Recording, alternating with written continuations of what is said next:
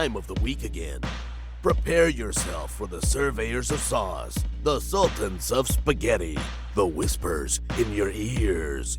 Ladies and gentlemen, welcome to the What's Your Spaghetti Policy Podcast. Now, here are your hosts, Alex and Jacob.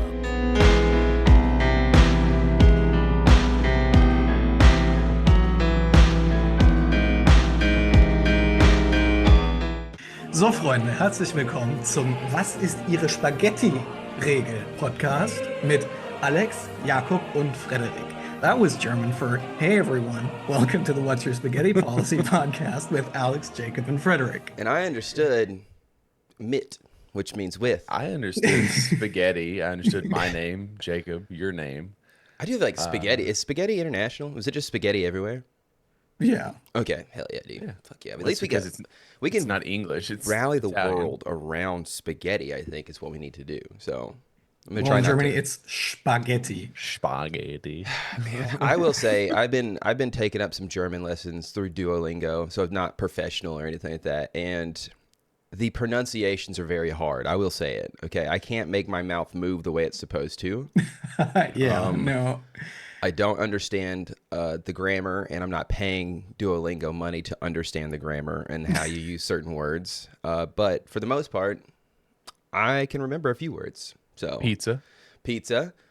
Spaghetti. That's another one. Spaghetti. Mit. We gates. That means how are you, right? Yeah. Hell yeah, dude. Fuck yeah, I'm crushing this shit. German is a very aggressive language.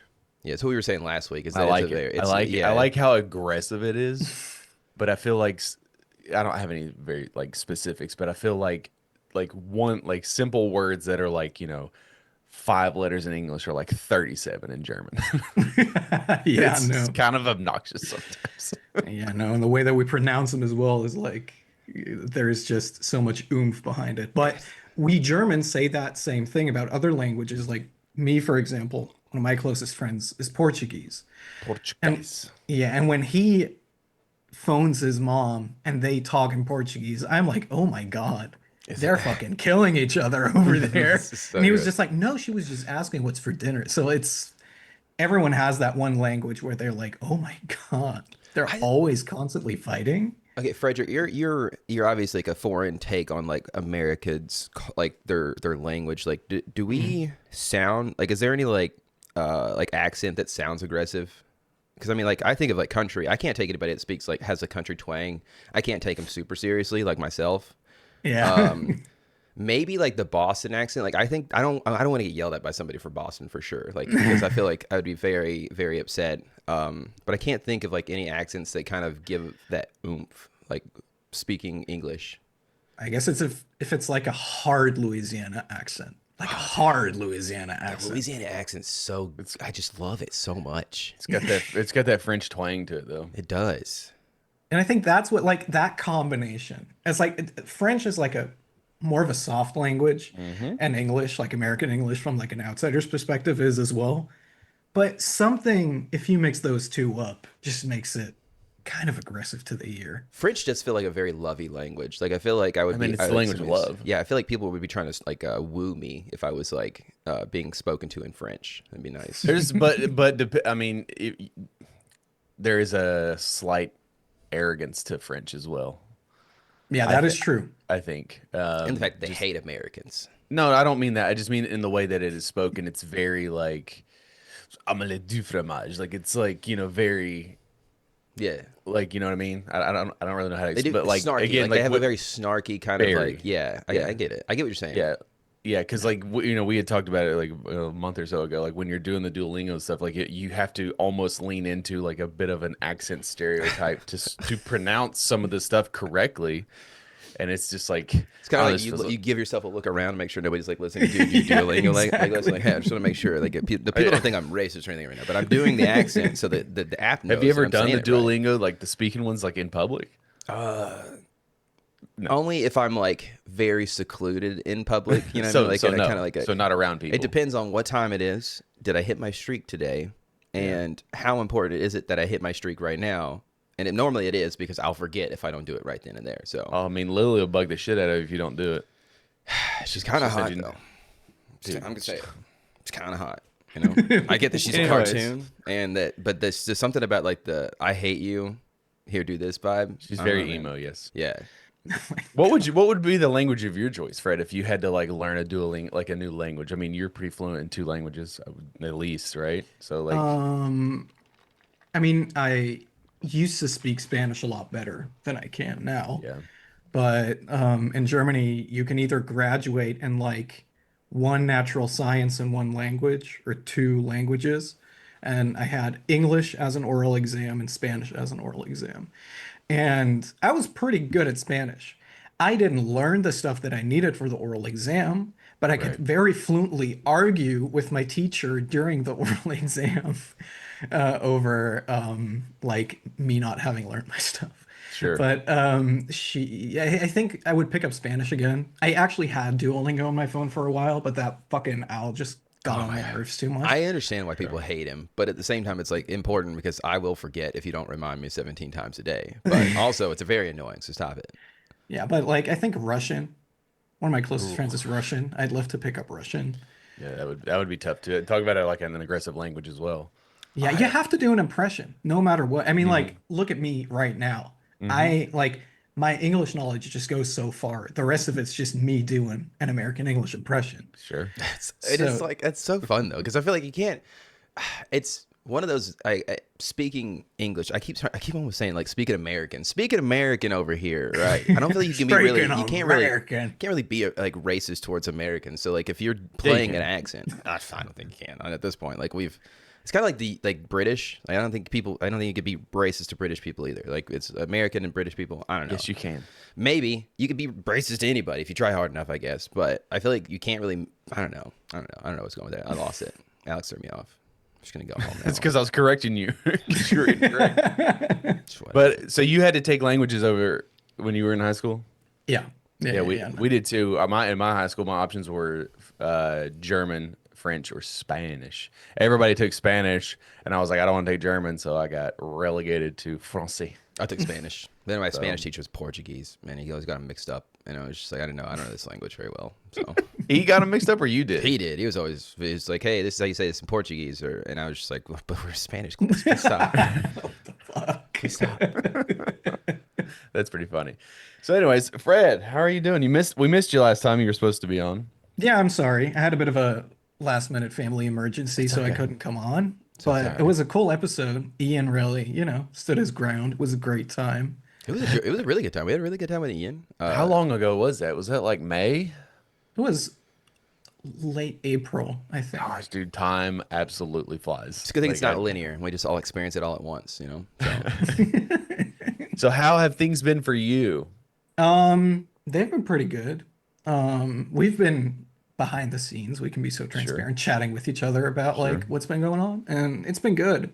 I've had a pretty good run of like gigs and stuff, in the background of Jakub's screen, you can see Stashbox, which was my latest comic that I did with Ian that we were supposed to promote the both of them, but it ended up just being Ian. That was a good time. I had a really, really good time doing that book, and it's just been so warmly received by everyone who's read it.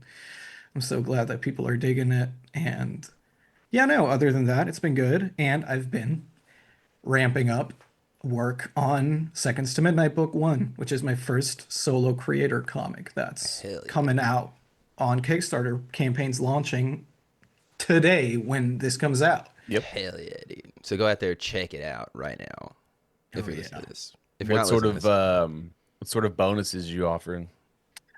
So I'm trying to do it very minimal because I don't want to like expand on like all these different things that might diffuse people from just like the general experience of the book. So all I wanted to do was like tiny little add-ons. So I'm not doing any variant covers. You're just getting the 1 Seconds to Midnight book, but I am doing 2 stickers, which is the Skelly Freddy sticker, which is, me as a zombie, as like the classic EC style horror host.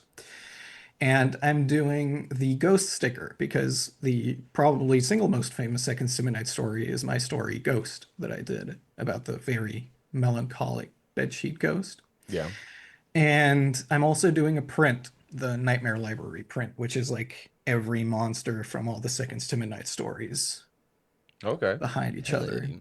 I like the simplistic going like not as simplistic to make it sound like bad or anything, but like I like Minimalistic. take on it just because that was the one thing watching Alex go through it is that it feels like everybody has to have a million things to offer or else nobody's going to fund your thing, and it's just like, hey guys, we could just like not do all that. It doesn't even sometimes. if you matter that if you have that either, because people get paralyzed by choice.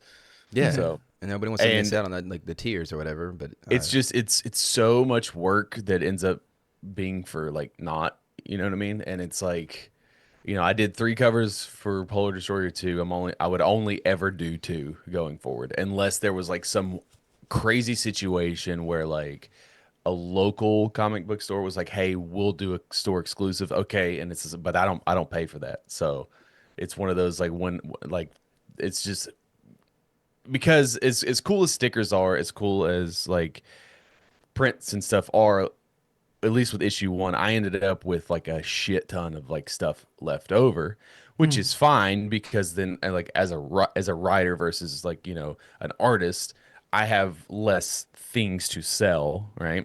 Yeah. And at my table, like I had the stickers and these things, but like it's so hard. Like doing something original is probably like more personally gratifying, and you can speak to this, than it is to do something that is well established. But the things that are well established often are the things that make you the most money.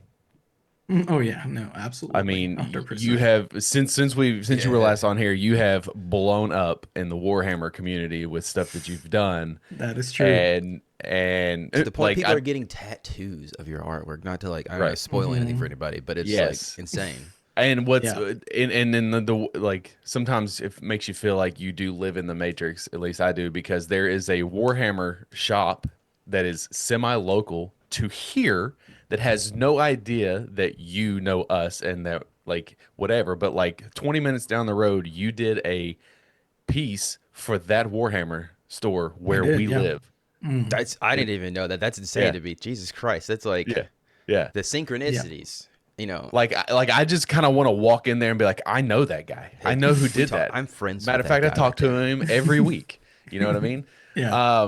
But like as an artist yourself, you've done very well for yourself as far as being able to you've had a steady supply chain of work, right? Yeah. There's like you seem to have it figured out in terms of like you're able to take your vacations. You're very transparent about, hey, like this is when I can start on this I have a schedule, blah blah blah. And it's like you seem to always have like actual like work plus commissions, and you've been able to balance it out. But I'm curious from an artist standpoint, who you're not starving. Let's just call it that. Yeah. You're not Yeah. a starving artist at this Yeah. point. How do you like? What's more important to you? Is it like the paycheck versus like the passion of it? And I know there's like a mixture between both, because sometimes you have to do things you maybe don't care about, but like the Mm. paycheck is so good that you're just like, I can't pass this up. But then it's like, then you run into like how difficult this person is to work with, or it's just like, then like, how it is like you're working with certain people, and it's like, this no longer becomes like you're just there like a paint by numbers, and you're just Mm. doing it. Like the paycheck may be great, but like your vision is no longer there, and you're just basically a placeholder. So it's like, Exactly. how do you balance like doing something, because like this may not be the best pay or whatever, and like the results at the end of the day based off of like whatever the project may be may not see a ton of eyes, but like this sounds really cool, I really want to do it, Mm. versus like whatever, like my name's on it, blah blah blah. Because like I think in my experience, this is not a Mhm. total thing. I don't know why you're smiling, Jacob. I'm not just smiling. Just smiling. Do it. I'm just smiling. Dude. Just having a good time listening.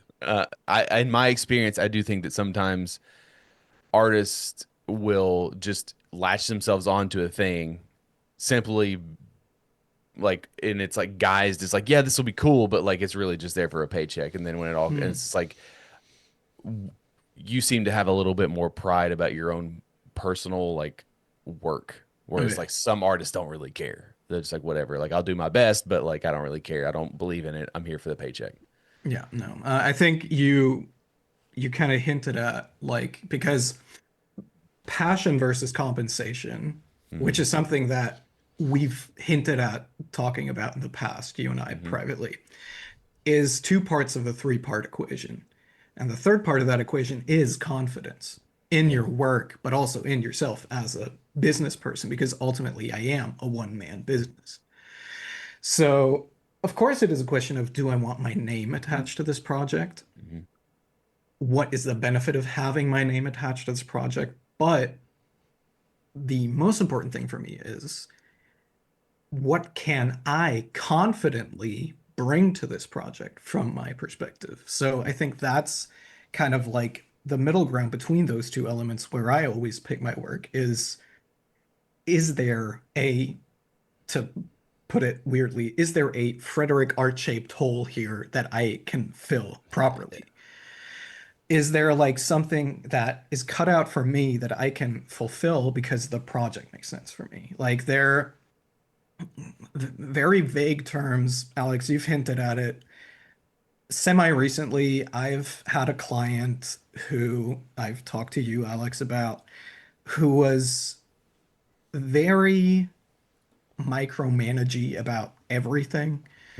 And what started as something that seemed like a project where I could really bring myself and my creativity and my personal creative voice to the project very quickly got ripped out of my control, because I wanted to pitch the client as the artist what my interpretation of their basic pitch would be.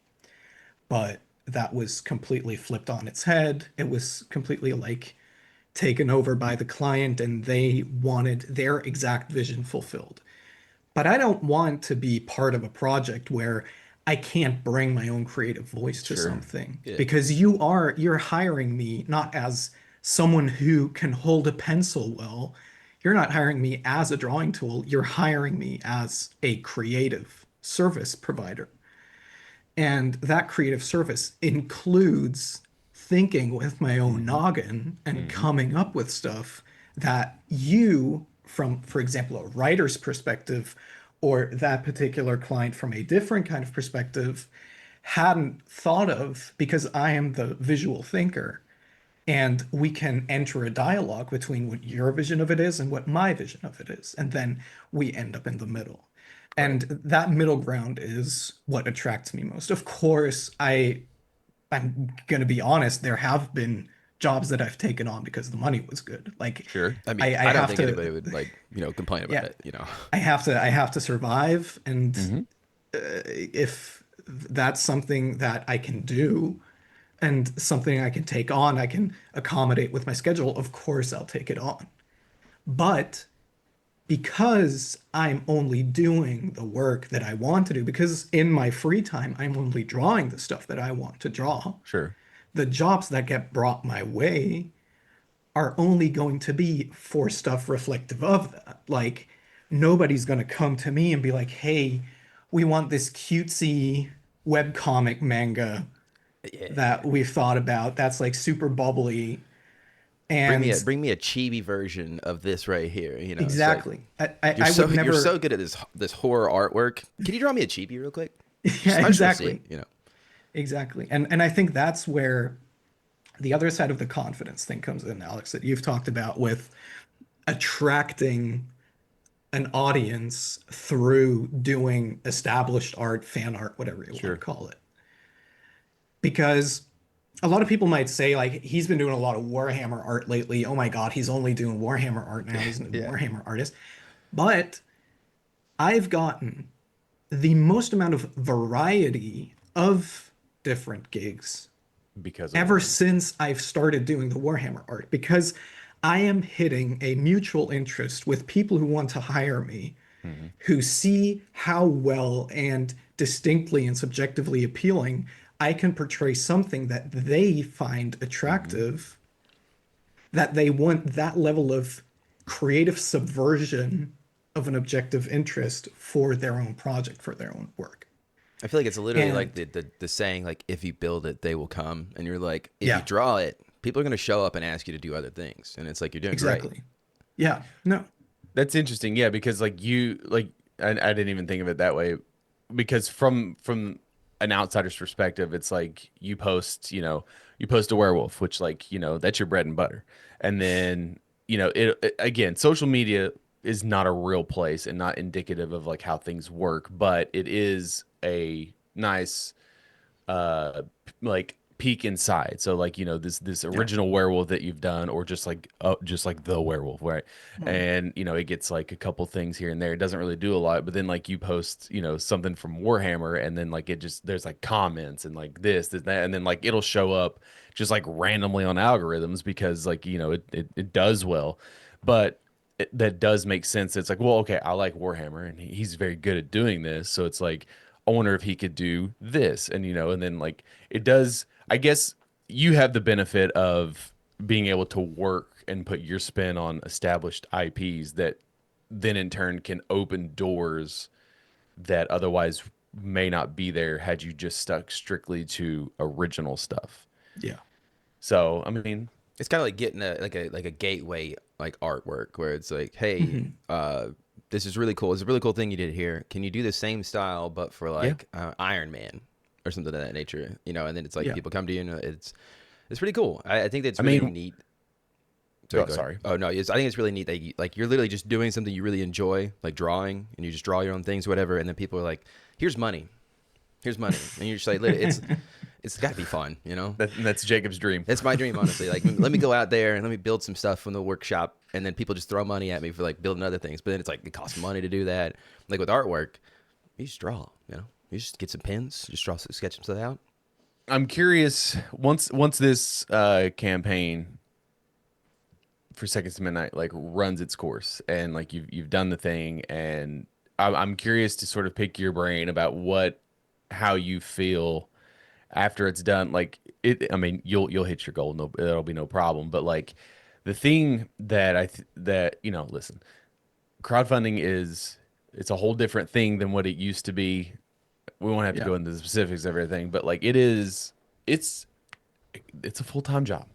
The promotion part, you can't just make comics anymore. You have to, like we talked about, you have to have all these add-ons and these like things that sort of like attract people, because like when you are someone of at least my stature, of like who's a no one, and you want people desperately to fund the thing, like me, I undercut myself all the time on everything that I do, because it is more important for me for people to back my thing and support my thing and read my thing than it is to make money, right? Obviously, like I don't want to give my thing away for free, because that sort of defeats the purpose, because I need the money to do the thing. So it's a whole like, dragon eating its tail thing. But the amount of, the one thing that Ian said last time he was on here that like I never really thought about, but like has kind of stuck with me, was that like the majority of the work for your next thing should be done in the off season.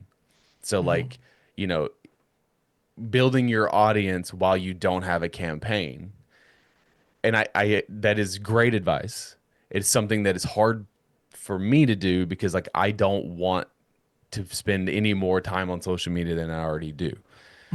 And it's already too much. And I've reduced it significantly. And it's very, like the hardest part for me is been like, I get tons of interactions, dude. I posted, I don't like doing this, but I just did this the other day. I had Scott Snyder had posted something on Twitter, and it was about it might be like it was maybe the Absolute Joker thing.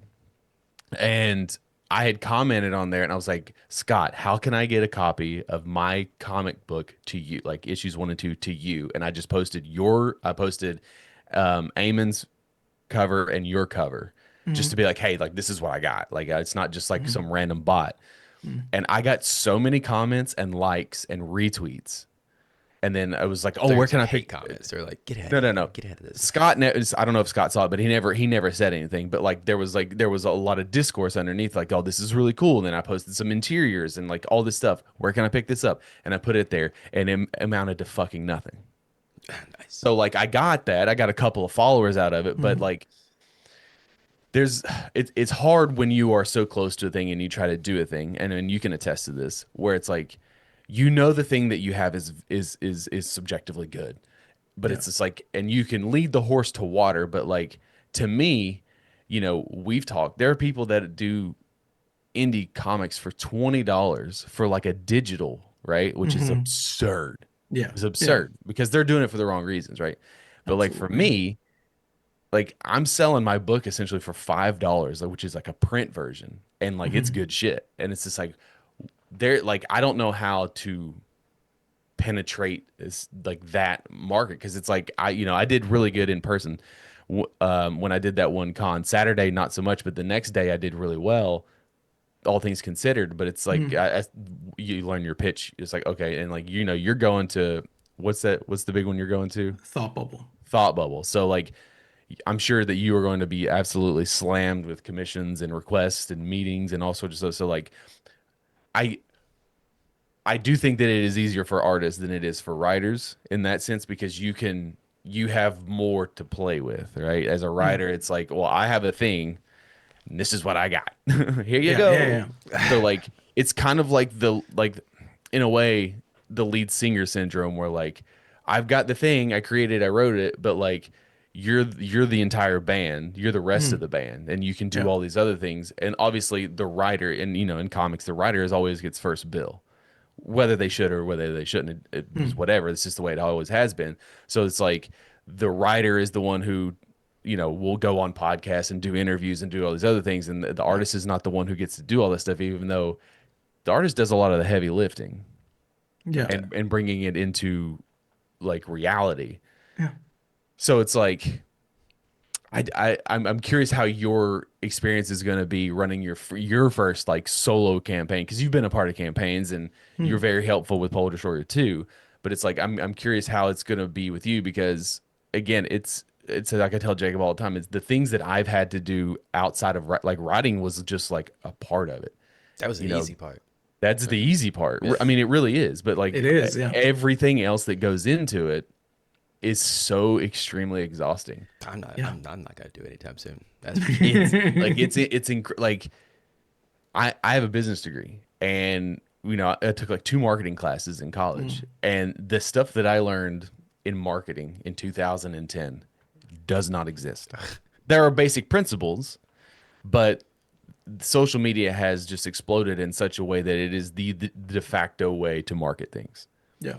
And Twitter is whatever, but like, when you are a nobody and you can't, like, I for all my faults, I am not going to be something I'm not. I'm not interested in Yeah. being a Yeah. Yeah. No. personality. We've talked about it. I'm not interested in doing all these things and trying to force a square peg into a round hole sort of deal. Like, I am who I am. I'm whatever. And Yeah. it's just like, you may not like it, you may not, but like, there is probably some value in like kissing ass, or like sucking up, or like doing all these things, going so far into, in order to rope those people in. But then it just feels like, oh, then you pull the mask off and it's like, oh, you're actually kind of like an asshole and a piece of shit. You know what I mean? Yeah. And I No. would No. rather that up front. Yeah, I want to be an asshole to your face, so Yeah. you know that You I'm know an what I mean? asshole. Let's So not waste time here. Asshole comics. yeah. So for yours, like, what's your goal? 650 euros. Which okay, that's what, like like okay. Let me do the $1,000? quick math real quick. It's like probably like 1,500 in USD. No, it's like more like 850 USD. Okay. Ah, That's damn, not I was bad. so close, dude. Was there a reason you set it at that price, or was that just like basically what you needed? It's what I need for printing. I mean, the book's done. Yeah. The book is all done, and all the short stories, because like, to quickly explain to anyone who doesn't know what Seconds to Midnight is, Seconds to Midnight is my horror anthology comic of short horror comics. Most of them are 2 pages. There's going to be a 4 page one in there and a 6 page one in there. It's going to be 40 pages in total. So, It's thick. yeah, and fun. Mhm. And I have all the stories done like a year in advance up until now, where I'm like fine tuning a couple of stories that I kind of remastered. Mm-hmm. And there's going to be some original stories in there, but I have done all the work. I have no creative associate that I have to pay for anything. So I'm honestly just looking at what are the taxes, what are the printing costs, what are the printing costs for the stickers, for the prints, and what Kickstarter is going to ultimately end up taking away from it. Yeah. And that's my goal. And I have a very humble goal because it's just about getting it made and seeing if Same. there's interest there. I get it. And anything and everything beyond that, I'm going to handle like myself because I can still sell the book. I don't need Kickstarter to sell the book, but it's me gauging interest for like the first print run, seeing if people actually take to it, if it's something that like business mindset, something that is worth a future investment, worth a book two, a book three down the line. And it's very much a trial and error Kickstarter because I've never been the solo person behind a Kickstarter before. Like Mm-hmm. I scream my ass off on social media whenever I'm part of a Kickstarter. Like if I'm doing a variant cover or a pinup, or if I am doing the interiors, if I only have a short story and something, I will yap about it online all day Sure. because I wanted to get it in people's hands, but I also want the people that I'm collaborating with to like get their vision realized. Mm-hmm. So now my mindset and like my general attitude with this first campaign is I just want to see what every stage of campaign running is like immediate contact. Sure. There's no Alex or Ian between me and the campaign running experience. It's just all me. And I just want to trial and error my way through that. I want to, properly promote it on social media. But I know that because Seconds to Midnight is a web comic, the audience for it already exists on social media. So it's just about seeing how many of those readers I can Convert. convert to also backing this physical edition, and seeing if this is like a way that I can publish comics in general. If I am even a quote unquote worthy member of this kind of Kickstarter, because the Kickstarter community, the indie Kickstarter community, is like a very friendly bunch with each other. Like they all know each other, they Mm-hmm. interact with each other, and I want to essentially prove my worth with this. I mean, of course, chances are all of this goes horribly wrong and I fuck it Yeah. up and it doesn't happen, but Chances are low. chances are low. Um, but it's just about seeing if my individual creative voice is something like I want to see how big of an echo my creative voice can carry through this campaign, essentially. I got you. And what you were saying about what Ian said about building your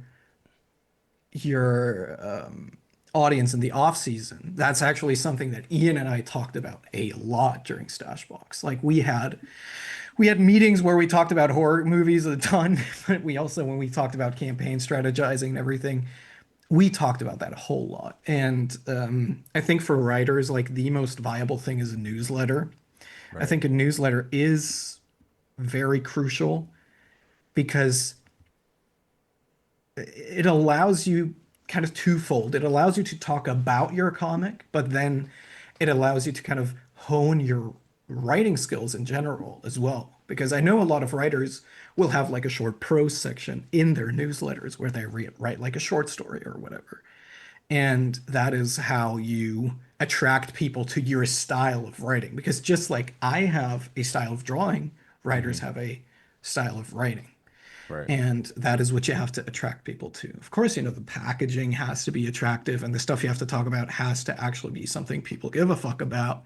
But once people look at your newsletter, you already have people by the hook and they will check out your comic, etc. You So, know. what do you? So obviously, playing the what if scenario. What if Seconds to Midnight doesn't get funded? Is like, are you giving up on it? Are you gonna like just continue with it? What are you gonna do? Like, are you gonna be like, meh? Are you gonna put it back Yeah. out there? I'm gonna get one book printed, and Hell I'm yeah. gonna burn it in my garden. It's like an effigy, but like, yeah. Yeah, exactly. A ritualistic burning. I'm gonna do a midsummer. No, I mean, I'll still do it. Like, there's nothing that will get me to not do Seconds to Midnight and not do comics in general. I mean, it is my job. It, of course, some of the failures might be circumstantial, but it will be a learning experience of, okay, I've run this not successful campaign. So here's all the stuff that I should not do next time that I run the campaign. Hell yeah. It's a good mindset to have. Be like, hey, here's all the things I did wrong. So let's not do those again. And let's pick it up Exactly. from there. Sometimes life throws you curveballs, and there are things you cannot plan for. Yeah. And it's like, hey, you add that to your Multiple belt. times. You'll add that to your belt and be like, this is just a fun thing to talk about now. I mean, I will go on record and say that. So this goes live the day this podcast comes out. You will have it funded by Sunday. Ooh, that's Really? a bold statement. Dude, I'm you'll gonna have it I'm gonna funded. put a ticker on it and You'll see like you'll have it. You will have no problems meeting your goal. I think the Space Marine community shows up. I will at also tell you first. this. So what's gonna happen? From outsider perspective, someone who's done it, and the lower the goal, the better, because there is a mindset with the on the fence crowd. You have your early backers, the people that are going to be there, so you're going to get that surge right at the beginning, right? And then it's going to fucking be like a barren wasteland. Normally, like this is how it works for me. But the people that are on the fence, they don't typically they don't jump in unless they know it's a guaranteed thing, because there's campaigns that I've seen that have like, a $10,000 goal, and they'll be at like 8 with like 48 hours, and then people start dropping off, and then they start losing everything because for some reason people want the guarantee. If I'm gonna put my money down, I'm gonna have a thing. So like when you meet a goal quickly of like, whatever it is, $800 US, Yeah. and it's already, and you fund it, and like obviously people love the like funded in 10 minutes, like they love that sort of shit, and it's cool. I mean, I got mine at the very end. That for some reason triggers a thing in people's brain where they're like, oh, well, like this is a for sure thing. Do I really want it now? And if they really want It it, is really weird that you say, because it's like the set. Yeah, I can see that yeah. happening. And so like my frustration is like, I dealt with like, I understand that like you're going to back it. And I understand that like, not you, just the general you, and people that I knew. But it's like, I need you to back it as soon as possible. I don't need you to wait. I know that like I know that you're in, but I need it now, because crowdfunding is ironically a visual thing. No, because for people just want the guarantee that this thing's going to exist. So once it's already funded, I'll back it, and then whatever. Yeah. Because I don't It feels so know dumb where why. it's like, I can see exactly what you're talking about. Where it's if I was to walk up to a campaign and it's got a $10,000 goal and it's already at like 16,000, my brain goes, it'll be around.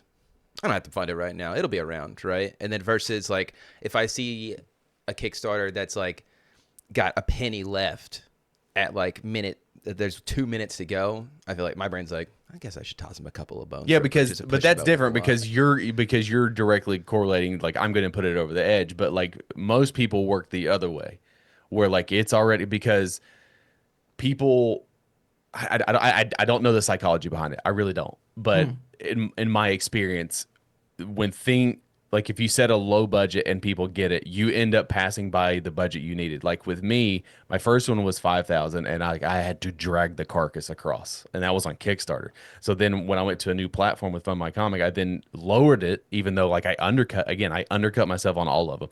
What's crazy is issue 1 was $10,000 originally, because that accounted for the art and the printing. And then I realized the night before, I was like, there's no way in hell I'm going to make this. No way. So I cut it in half the night before and barely made that to begin with. So then when I went over, I was like, well, I'm going to reduce it by 1,000, because 4,000 seems like I think I can do it, even though I had to then drag people over to a brand new platform. So it's like on the next one, I don't know what it's going to be, but I feel like I'm almost going to have to sell myself short in order to the hope being that I end up meeting what I originally wanted anyway, because you want that guarantee that it's going to get made. Like there's a peace of mind knowing that, okay, like this is here, it's going to happen. Everything else is extra. But like, I mean, it again, you have to learn how to budget. And you learn, I have had to learn all of these skills by jumping into the deep end. Yeah. You've like, luckily for you, you've been a part of campaigns, so you've met enough people where you can sort of like pick the brains of like, what do I do here? How do I do this? I mean, I didn't know anybody had personally that had done any sort of crowdfunding. Like I knew that it had existed and people had done it, but like I didn't know anyone personally. So when I did it, I just jumped into the deep end and was drowning. It was drowning. Learn by trial by fire, dude. So I mean, essentially, yes. But it is. No. Yeah, it is 100% that. So you have a story in Hello Darkness. Is that yours? Can you repurpose it at any time? So it's owned by whose is that? Boom. Boom. So it's owned. Dude, yeah. So that's I think I own that issue. Yeah, you bought it, but it's in my room somewhere. There's no like I guess they own it like forever in perpetuity, whatever. I don't want to get into the contractual stuff. Okay. Is it so? But they own that story from Seconds to Midnight, right? Because that's what it was, right? You had a story from Seconds to Midnight post. No. What was this? The idea originally was an idea that I'd had for Seconds to Midnight. Gotcha. Okay. But I took 3 Seconds to Midnight pitches that I had for my own comic that I then repurposed into short stories that I pitched to Boom. And like I said, there's contractual stuff that I'm sure I could talk about, but I don't want to talk about. That's okay. And also, who knows if you have to tell us or we're not releasing this episode. But I think the Hello Darkness story is like a nice little teaser warm up to people where I can be like, hey, do you want more of this? Here's Seconds to Midnight, which is 40 pages of just this. I'm excited. If you like, I've already funded it by now, so I've already backed it.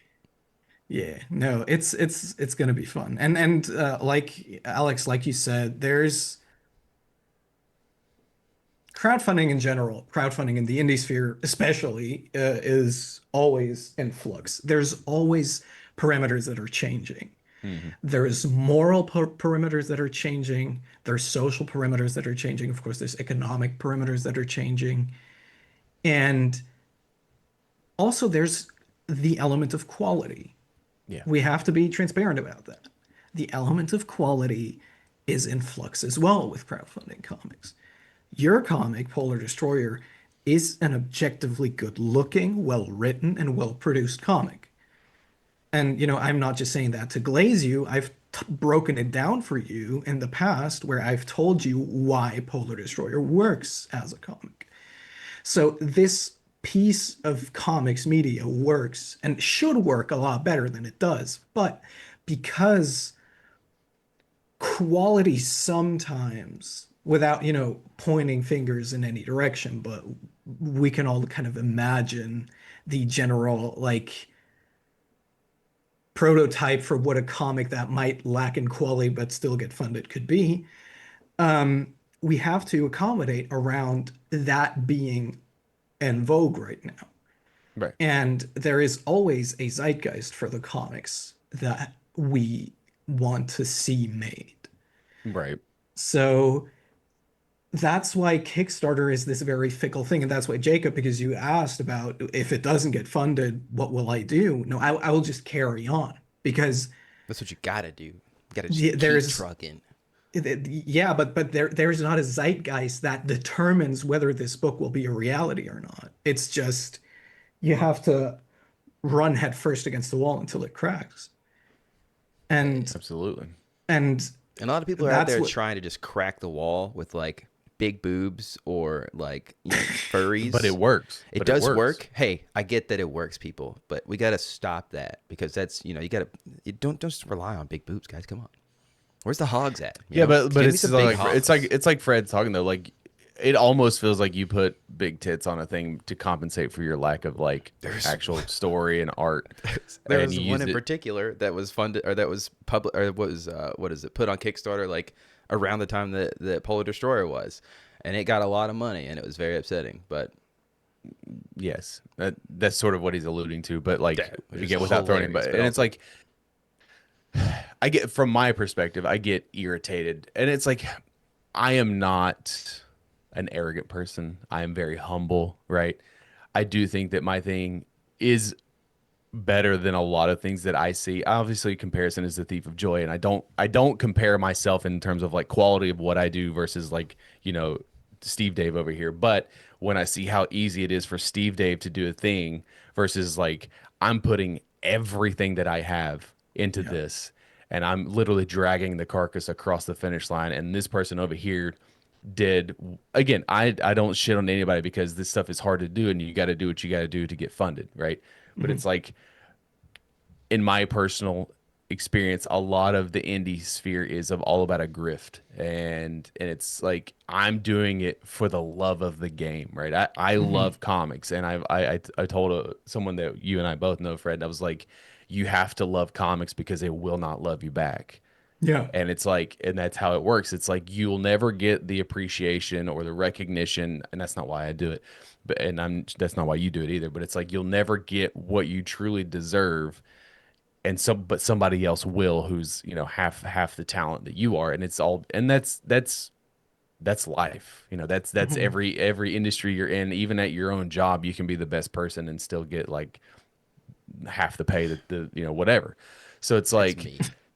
That's me, dude. I'm the best at my job, and they just don't respect it.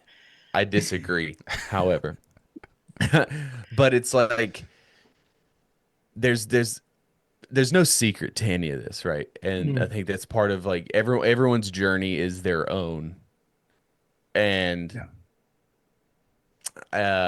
I kind of lost my train of thought there, but Sorry, I didn't mean to derail you. no, no, it's fine. I was going somewhere with it, but I totally lost it. Can I shift gears real quick? Because I got a question for go Fred. ahead. Just personal Go question ahead. here, Fred. I was wondering sure. if you could speak for the whole of Germany on this, okay? Right? Oh, wow. Because this is something that's kind of like just recently popped into my mind.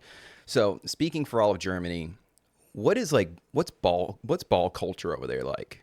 Like what's testicle culture over there like? Yeah, you know, like because here's it's like No?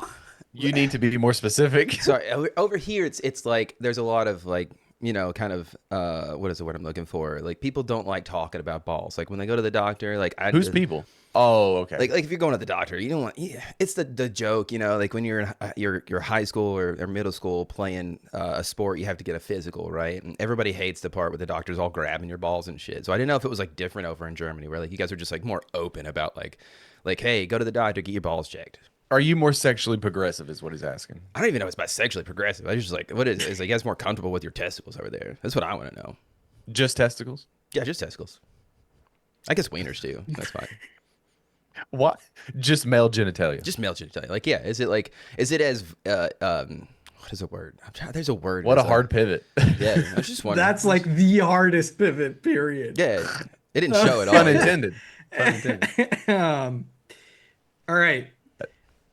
I'm gonna be real with you. I don't really know. I would assume, because Germans are like a lot more direct with each other. Like, Yeah. you know, we don't sugarcoat stuff. Like we can talk to each other very directly. Like I would assume, like if I had a problem with that, I could talk about that with my friends, no problem. But it's not like we have our whole culture, you know. It's not like we have a whole subculture. Okay. Like, dude, send me a picture of your balls every Okay, week, I just- 3 a.m. I mean, yeah, I don't know if there is a culture that's like that, and honestly, if it is, I think Jacob wants to be in one of those group chats where people just like, you know, brain it. They just Yeah, they no, brain I think I- it. there's a dude, there's a subreddit, German ball culture. Or something Hey, like that. You know, did you guys ever have that in high school where like you just German had ball bag. you had like that whole group of guy friends that were just like, yo, let me show you. You ever seen a rat brain before? You guys got that one before? Have you guys know what that No. is? Fred, do you know what the rat brain is? Yeah, I mean, we know. I know what Okay. a rat brain is, but Okay. we never had that. and then the no. bat wing. There was when I was a freshman in high school, man, there was something about the guys who were just like wanting to show their balls all the time. I don't get it. I didn't get it at the time either. And it's just like, whatever, you know, maybe it's because I'm, you know, baby balls over here or something like that. But I just never understood this like want to show,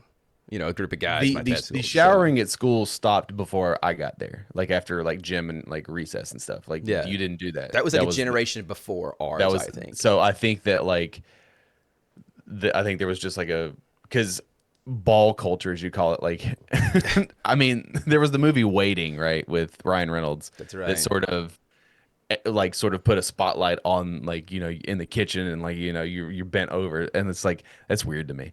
That's very just weird. I don't know if that was like a thing that but actually. that's something you would be into, Dude, you no, think it's absolutely funny. not. Yes. I mean, now I think that it's kind of more like that's sexual assault, but it was sexual assault then. It, I guess technically speaking, was, but I guess like how time moves and stuff like that. But it's like, I don't know. It's just a weird time in my life. Did you do like the Peter tags? What is? Oh, like you smack somebody's dick? Yeah, when they weren't looking.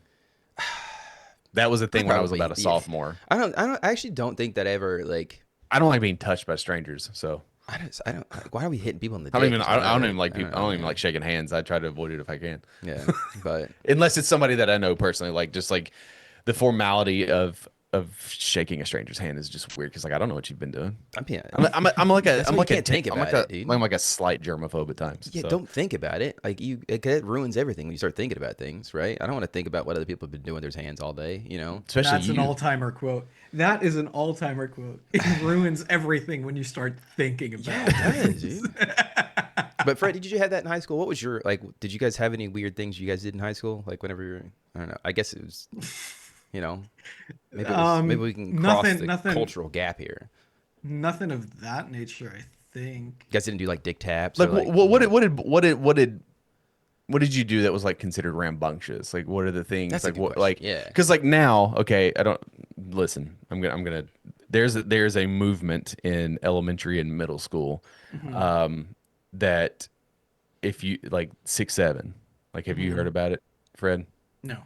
Okay, have you heard about it, Jake? No, I don't know how you haven't, but like literally, if you say 6'7", like everyone goes 6'7", and it's like an inside joke, dude. What is this? Dude, trust me, it's like an inside joke thing that like teachers have had to like say, hey, you can't because it's a distraction.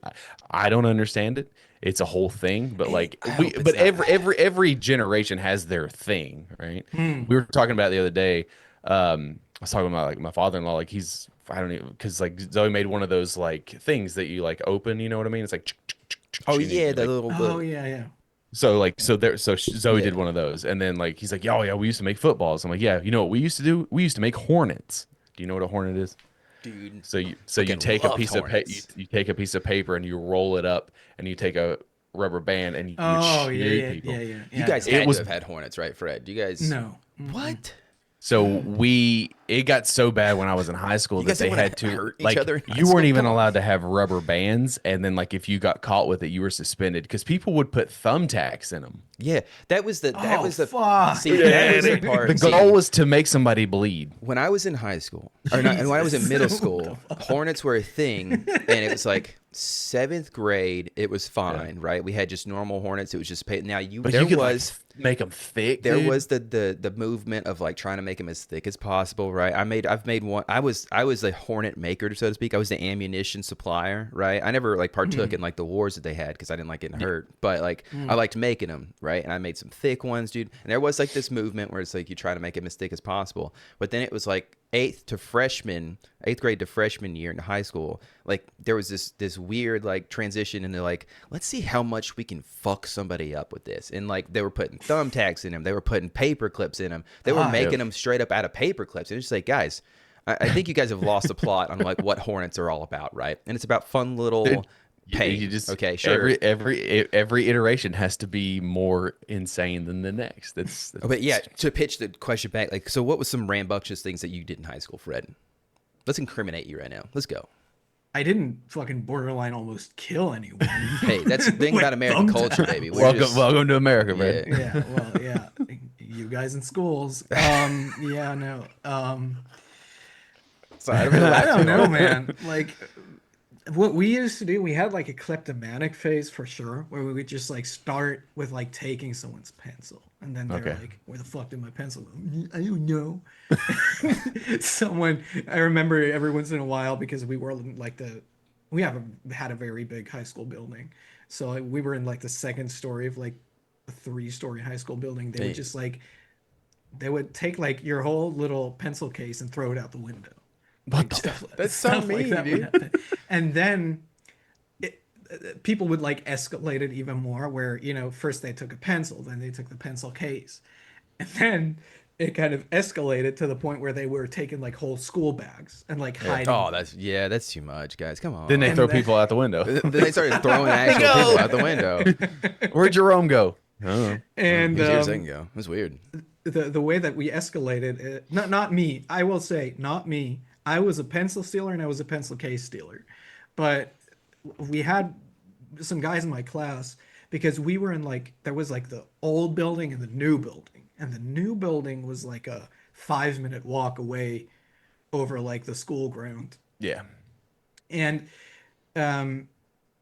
they had to get chalk or something from the old building. And then the teacher was like, you and you, two of my friends, Tim and Tom, let's just call them that. You guys go and like get some chalk from the old building. They were like, yeah, sure. And then they took Oh, no. the school bags of two of their friends, put them on their back, and went over into the old building with them and hid them somewhere in there. Damn, So dude. it was like, you had to do like a whole search for them in the old building as is, but also you had to do that between classes, obviously, because you couldn't just do it during class. So 2 of my friends' school bags were just gone. So that whole kleptomatic phase was definitely something we had. It was fucking weird.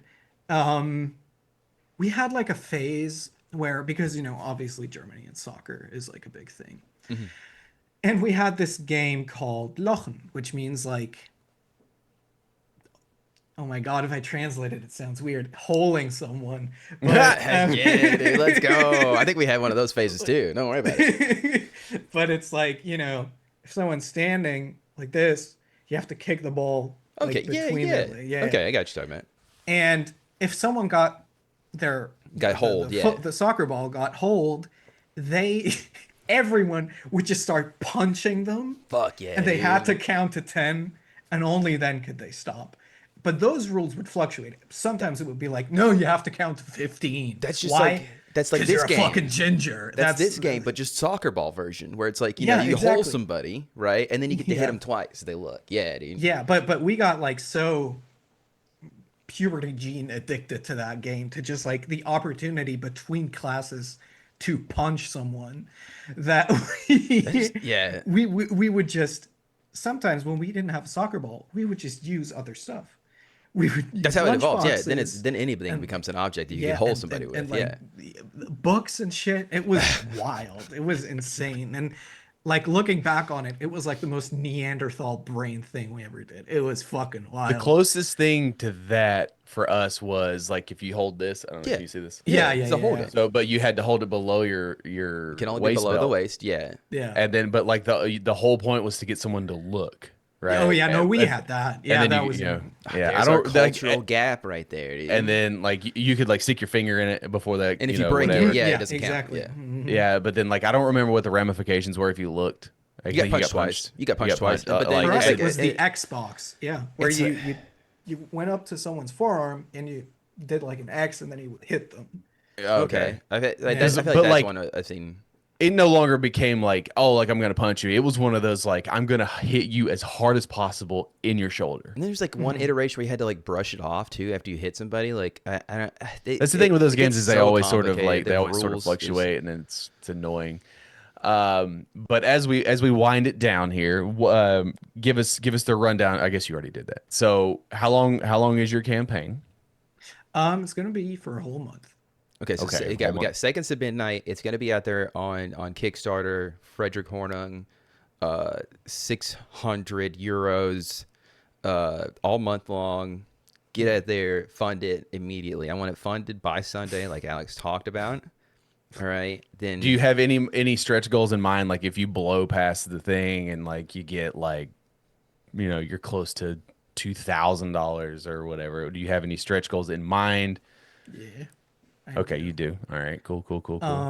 One of them that I will hint at, Okay. which is like a big stretch goal, which I will do at like, I don't know. a Whoa, million, I just a million ripped out my euros, headphones. Give me a second. a million Something euros. Set it at a million for like euros. 3,000 would be a behind the scenes book where I just Okay. talk about like process and writing process, drawing process, Yeah. inspirations, all that kind of stuff.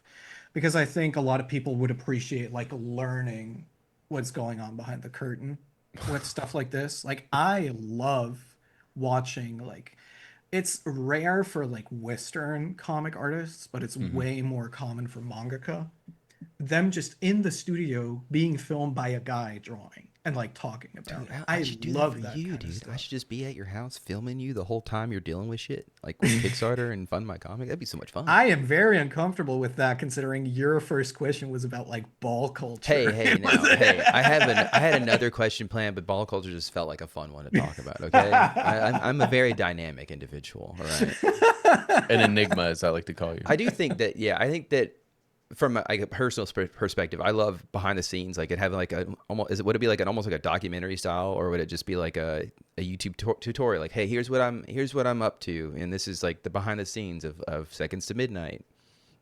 it would be a book. It Okay, would be like a little behind the scenes zine. Maybe I would even call it behind the zine or whatever.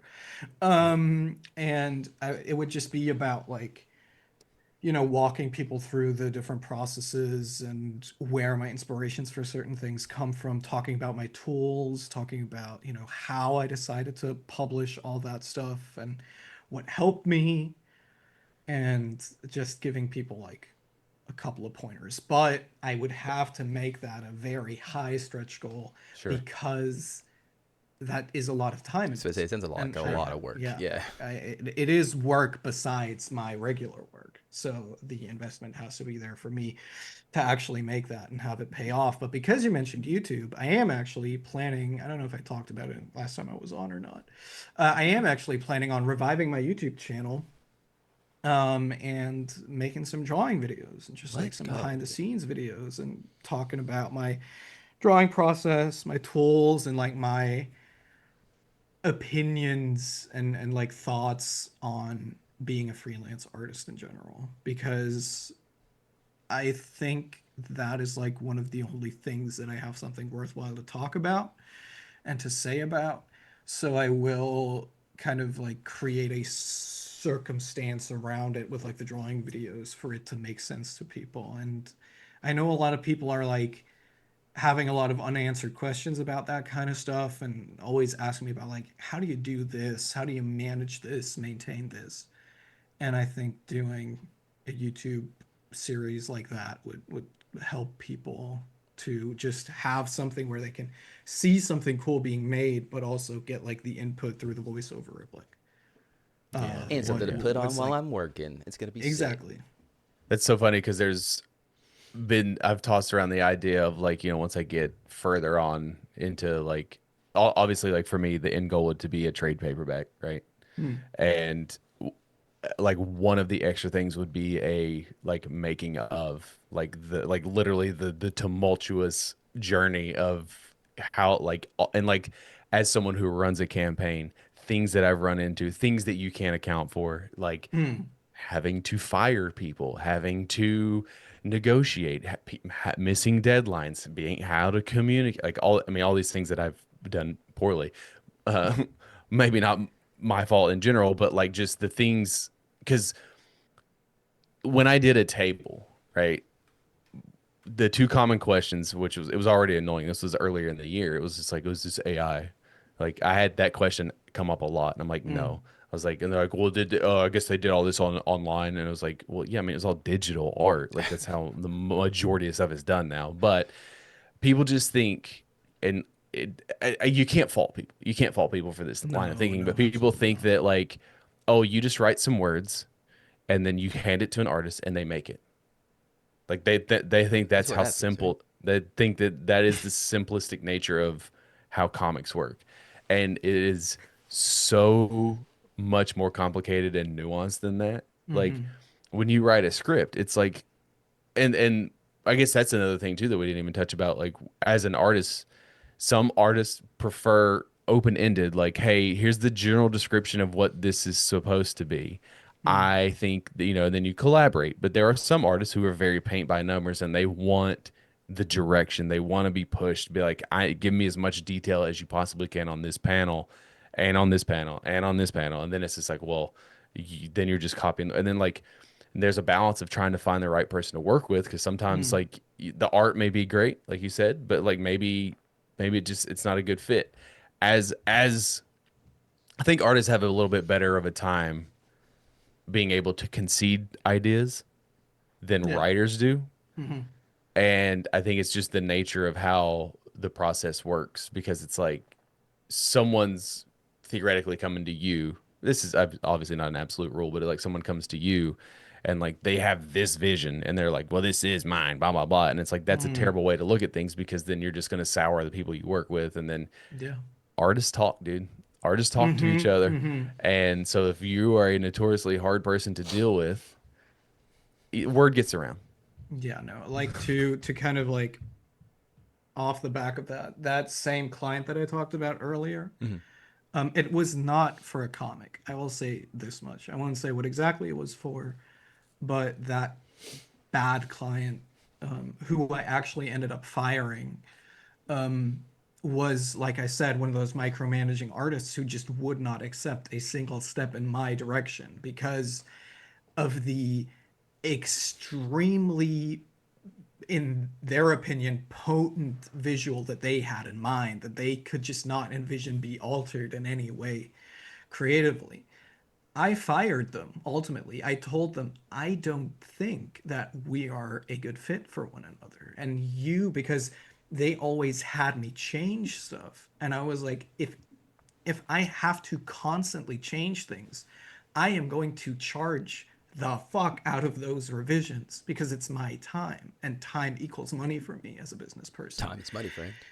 And then I just like I sent them because I give all of my clients a contract, and in that contract is a clause for termination where I can terminate the contract through written notice. I sent them a written notice and I said creative differences, and they were very shitty about it. They said that my concern for their budget being blown out of proportion due to revisions was a joke, and that I was unmotivated to concede to their vision and that I was just not doing what they wanted me to do, even though some of the stipulations that they had given me were so crass that I could just not accommodate them to my style in the first place. That artist then went to another friend of mine, Jay Zilla, X on Instagram, to Jay, great guy. Alex knows him. I've Shouts out.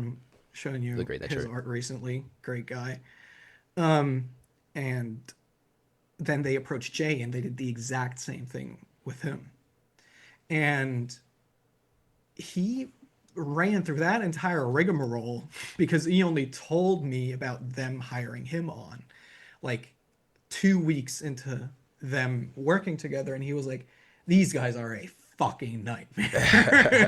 It's like, yes, vindication. Let's go. Yeah, and I was like, yeah, no. And then he ended up firing them too, and then they did that exact same thing with a mutual friend of I ours. wonder at what point they realize, like, oh, hey, maybe it's us. Narcissism is a hell of a thing, Maybe dude. it's Yeah, us. no. These artists, Yeah, no. I'm sure that at the end of the day, they're just like, these artists are just so lazy. They just don't want to work. They just can't. I'm gonna go to AI next. Ask AI, Yeah, I'll do whatever I want. So that client was a visual creative themselves. I won't say like what exactly, but they were a visual creative themselves, so they had a very visual vision of what they wanted it to be in their head. And that mutual friend that they approached ended up telling us that they told him, hey, we've already had 5 artists drop off at the exact same point, including Jay and me at that point. Why is that? Here's what we're going to do with you. I'm going to Photoshop an exact sketch of what I want done, and you're going to trace over it. So they approached like Jay and myself. Why not just do that Like, yourself? If it's traced, just do it yourself. exactly. Yeah, whatever. I don't know. They completely rob someone of the opportunity to even bring their own style in the first place. Like for Yeah. Jay and myself, they even like they acted like they were still interested in our style. But with that last person, they were just like, I don't give a fuck. You just trace over what we give you. So it's like complete eradication of the creative process. And don't be a micromanaging person. Just don't do that. Don't be that Marco guy. Finnegan, artist. Don't do that. Alex, you sent me that tweet. Had a tweet pretty recently about red flags with writers in comics. Remember that? What Yes. Marco Finnegan posted? Yep. And I can't remember all of it, but there is definitely just look up Marco Finnegan on whatever socials and look like Marco Finnegan red flag writer and you'll find it. But there is a lot of good stuff on there. And the quintessence of it all is writers, if you get possessive over your own ideas or the people you hire on, that's a very major red flag because you don't get to boss them around. You're hiring, like, if I take me as an example, you're hiring me on for my own creative input. And if something you write doesn't make sense, or if I have a better idea for it, I'm going to tell you and I'm going to draw it. If you don't want it, I can still say, I'm just the guy drawing it. But, for the betterment of the project, I'm going to not shut the fuck up. Like, I want you to know, like, I have you a have pride in better your work. version of this. Yeah, exactly. Which Hell goes yeah. back to that in the beginning of the conversation about like, passion versus paycheck. Yeah. And No. it is, sure, it's so, it's difficult out here. It's difficult out here. What format, I guess is the last question I had. What format are you putting your book in? Like standard comic or magazine size? Magazine size. Yeah. That's It's gonna be magazine size for everybody A4. out there. That's You magazine like that size. magazine size, don't you? I love do. it. I enjoy it as well. It feels really hefty. It feels like I'm not gonna, because I know the one thing with comics is like I always feel like I'm gonna rip the page in half as soon as I turn the page. But that's Not because mine, you don't. Oh, I have like big fingers and they like it's Mine's shred 'em. thick. Yours is thick too as well. But I like the magazine format. That's the magazine format. But comics are good either way. I don't have a preference. Yeah. No. Magazine long as they're format's good. great. What do you got? So we got this. Got Seconds to Midnight. It's already funded, so we don't have to worry about that much. What's next? Like, what do you got anything you're working on next? What do you got? That Any big you can plans say. That you can say. Sorry, I should say. Yeah. That I can say, That you're yeah, I know, I contractually am. obligated or not obligated to. What? I don't. You know what I'm saying. You just answer questions. Yeah. I'm Just answer the question. I'm working on a secret project thing. Alex knows what it is. I've talked to him about it. And that's a project that I'm doing. And the other one is my next comic, solo creator comic for After Seconds to Midnight. It's going to be self-published again. Coming off the And- recent success of Seconds to Midnight, this is your next Exactly, self-published thing. exactly. Okay, got you. Coming off the back of Seconds to Midnight being fully funded by the time this In podcast 10 comes out. minutes, really. Well, I didn't say that. I said Sunday. I said 10 minutes. I give it 10 minutes. And it's I'm not gonna give away too much. It's a comic called Star Ghoul, and it's the first issue of a multi-issue series. It's not gonna be short stories. It is gonna be a full-on thing, and it's gonna be a sci-fi horror comedy book Okay. Ooh, Alright. okay. that is very much inspired by things that I love, and it's an amalgamation of just my creative takes on all those different genres together. And it's going to be incredibly fun because with Seconds to Midnight, there was a kind of pragmatic second interest with Seconds to Midnight for me in making it, which was it's my portfolio. It's my portfolio that got me all of my horror work thus far because it's a horror comic. It's horror sequentials. But with Star Ghoul, I'm just making it for the hell of it. It's going to come Hell out yeah, dude. 2026, late 2026. I'll probably be married by the time it comes out. Congrats. Thanks. And it's gonna be for an audience of one, which is myself. It's just gonna be a fucking fun comic, but I know that a lot of people are gonna take to it because it is gonna be incredibly fun. And speaking of the off-season thing, I'm gonna be posting a lot of work in progress teasers of me drawing that book on social media as I'm drawing it. So people are always gonna see posts on my Instagram under the hashtag Starghoul where they know, all right, who is Starghoul? What's his deal? Got to go copyright it right now. You got to go copyright Stargirl right now. That way, nobody gets a hold of it. Yeah, it's gonna be good. It's gonna be a lot of fun. I think once I'm back and I'm talking about that book and you've seen some stuff for it, you're definitely gonna be very, very excited for it because, like I said, it comes from a very personal place of just me doing something in a subset of genres that I very much am passionate about, but in my own way, while still being inspired by certain things that I think people are gonna like. It's gonna be something for everyone. There's gonna be something for everyone in there. If you're interested in horror, there's definitely gonna be some gore in there. If you're interested in sci-fi, obviously stars in the title, so there is gonna be some intergalactic shit. But if you're into comedy, that's the one thing that I haven't really infused into my work yet. But I consider myself a pretty funny person. Like I always have a lot of good humor about stuff. So I want to put that into my work. And Starghoul is going to be the result of all that next year. Let's go, dude. Always be looking forward to something. Hell yeah. Always be chasing. Oh yeah. Always be grinding. So where can people find you? Where's your most active platform that people can follow your work? Flickr.com. No, I don't know. To be honest, I've heard the name of it. I don't even know what this is. Fucking what's his name? Trad Moore, incredible artist.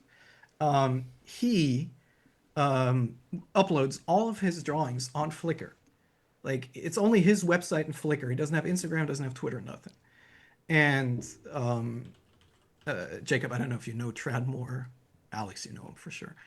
He's one of the most brilliant comic artists that we currently have. So that's the only reason why I have a Flickr account is to follow Trad Moore. That's awesome. But no, I'm not on Twitter anymore. That's the one thing that's changed since last time I was on. Not on Twitter anymore. I've relieved myself off the burden of that ring. I'm on Blue Sky, at frederikhornung.com on Blue Sky. And I'm Jesus fucking Christ, what was that? And I was something fell. I'm sorry. Oh, and I'm good. At Frederik Hornung on Instagram, which is where I'm most active. That's like where you can find stories of my dog, drawings of stuff that I do, Warhammer shit, other shit. It's usually the frequency is a Warhammer drawing, a work drawing, a Warhammer drawing, a work drawing. And yeah, frederikhornung.com is my website. And look for Seconds to Midnight, book 1 on Kickstarter right now. It's going to be fun. It's going to be good. It's going to be 40 pages of horror short stories. Are some of them going to make you sad? Probably. Some of them are going to make you go, ew, that's yucky because it's body horror. Also very likely. But it's monsters, it's horror, it's fun, and you're going to dig it. Hell yeah. Hell yeah. Well, as always, anytime you want to come back, you're welcome. I'll be here. We still have to do our cryptid special. Oh shit. Last time I was on, we talked about doing a cryptid special because we only touched on that subject, but we can fucking put on the night vision and we can go werewolf hunting. Oh my god, dude! digitally. Don't even. I'll do it. I'll absolutely do it. I do think that we should do a cryptid episode with you as well, just because I want to get like your take on cryptids, and I want to do like a whole bunch of cryptids. I gotta actually start putting things together. You know, I should put effort into some things, I guess. So we got to figure out what we're gonna do for our Halloween episode. yeah, Fred, you know any witches? By chance, you know any? They have witches in Germany, I'm sure, right? Witches originate from Germany. That's what I thought, but I didn't know. I didn't want to like. Yeah, no. Stereotype Germany's witches. the country that's burnt the most witches in all of history. Hell yeah, dude! Way to have that on your belt, you know? Hey, yeah, we'll save that for another time. But, as always,